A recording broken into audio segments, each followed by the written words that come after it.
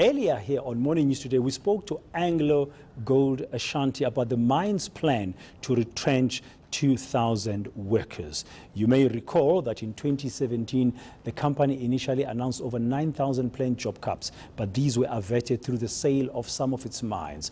Well, for their reaction to this development, we joined in the studio now by the Deputy President of the National Union of Mine Workers, Mr. Joseph Montisetsi, whose members will be affected, of course, by the planned restructuring by AngloGold. Mr. Montisetsi, good morning. Thank you very much for coming in. Yeah, good morning, sir. Yeah, first, I must get an overall statement responding to this news that AngloGold Ashanti is planning to reduce 2,000 jobs. What is the union's position on this? Well, the union position in this thing is that we think that there's a lapse in the laws that controls the issue of retrenchment, because Section 189 gives bosses to retrench within 60 days, while Section 52 speaks about 12 months for consultation.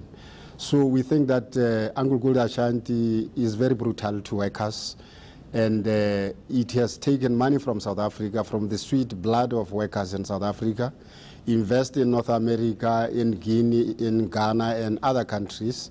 Now the people in South Africa who had produced such monies to be invested outside are the ones that are being brand of retrenchment. How would you want AngloGold to manage this process? Well, for now, we think that we are going to engage them, and we are going to refute the retrenchment processes. We will want AngloGold Ashanti to transfer workers where it is making profit. We believe that in operations like Mponeng and other areas, they are making a lot of profit. So they will have to transfer workers. We refute the issue of retrenchment. Earlier, I interviewed Mr. Stuart Bailey, who is a Vice President for Investor Relations at AngloGold Ashanti. I just want you to take a listen to what he said, because I asked him about, is there a way that any jobs can be saved? We're going to play a clip now. You take a listen, and I'll ask for your response afterwards. Okay, let's take a listen. Part of the discussion process that we'll have with the unions going forward is, first of all, to find out what we can do to reduce that number in the most practical way possible. And then another part of that process, once we've agreed, is to ensure that there is what we call portable skills training, so that people are equipped with the wherewithal and the skills in order to enter another sector potentially. We have a very close engagement with the government through the Chamber of Mines and unilaterally, in which we do share ideas very freely with the Minister Mantashe around what would make a more vibrant sector generally for mining. But you must remember that for gold, we have seen the best days for the gold industry, and it really is about ensuring that the gold mines that are left are able to operate for as long, as safely and as profitably as possible. Okay, firstly, he says they're going to engage with yourselves as a union, I'm sure, in the mining sector. I guess ARM could be one of them as well, and the other workers' representatives, to see if there's a way that the number 2,000 can be reduced. What's your response to that point? My response for that is that these people are always thinking about putting workers out of job. There's a way of saving jobs. I know that the areas that will be affected is the lab at Valreef's operation. Why didn't they sell that lab? Because I think there are new mines that are there, like the Chinese are operating in different mines. We have KEP, what is called the Chinese African Precious Metal. We have another Chinese company that has taken number 6 and 7, it's called 7 Cent. They have to sell those properties so that workers' jobs can be saved. So you're going to propose to them that we will propose that we were engaging them in the last year. Remember, they started to retrench January 2017. They put workers away, 800 of them. Then by August, they started to issue Section 189 again. We pushed them to say, no, this mine, it got a deposit of gold, then it must be sold at Section 52. After a long discussion, we agreed that the mine should be put on sale. Okay. He also said in that clip that they believe that the best days of gold mining are behind us because, you know, the gold, when you mine, you can only mine until it's finished. So some of the gold is finishing. Is your sense as a National Union of Mine Workers that there is still a future for gold mining in the country? There's a lot of future of gold mining. These people are lying.